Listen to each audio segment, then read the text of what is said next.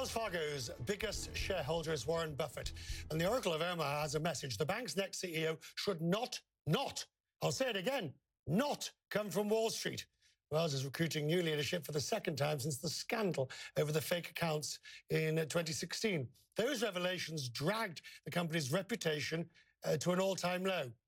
The bank remains under Federal Reserve sanctions. Its conduct is under constant close scrutiny.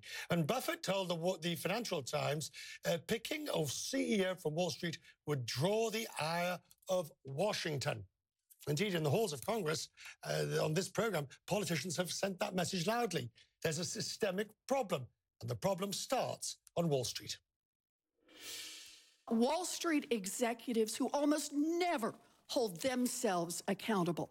Not now and not in 2008 when they crushed the worldwide economy. Is the problem fixed? It's fixed. It is, okay. I'm surprised because as you come in and talk to the Congress, I'm shocked that you're not in an orange suit and a little jail cell testifying today. These structural changes and this evolution of Wells Fargo isn't what needs to occur. You don't need to evolve. You need to be reborn. This was across the United States. It's a huge lapse. And so, you don't put the wolf in there to inspect what's going on and inspect the sheep, and that's what's happening again.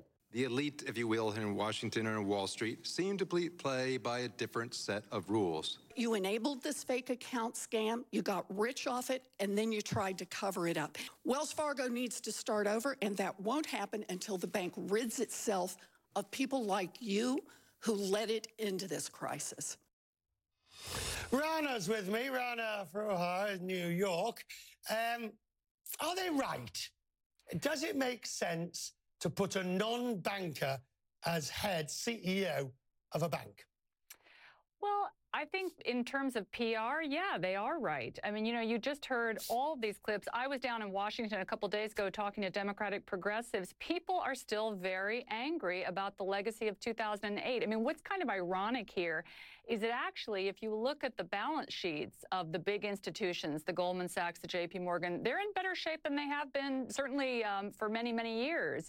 Wall Street has actually cleaned up its act to a large extent. But I think that what's happening is that the divide between Wall Street and Main Street is still as big as it ever was. And that's what politicians are responding to.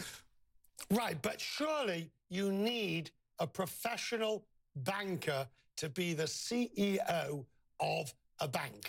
I think that you can find somebody from a frankly, I think that you could look off of Wall Street. I think you could look in the community banks. I mean, there are a couple of names that have been floated of ex-Wall Street folks that are now running banks in the Midwest. I think something that has a little more of a heartland feel at the moment is not a bad thing to do for Wells Fargo. I think Buffett has good instincts, actually, from a PR standpoint. But Rana, surely the answer here is one that I banged on about.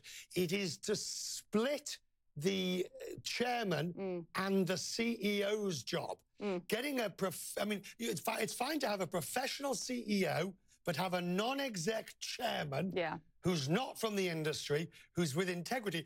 I mean, going back to the Cadbury report and all of those other things, that's the way to go forward, to have proper oversight. Well, you're bringing up a larger issue, and you could talk about this in the context not just of Wells, but any number of companies. We have massive corporate governance issues in the banking sector still, and in corporate America at large. I think that people are really saying, look, should these positions be split more often than not? Should there be, all kinds of issues beyond this? Should there be preferential shares given in certain kinds of companies? Richard, I would push back a little bit about the idea that you need a Wall Street guy to run an institution like Wells. I mean, to be honest with you, my last book was about the divide between Wall Street and Main Street.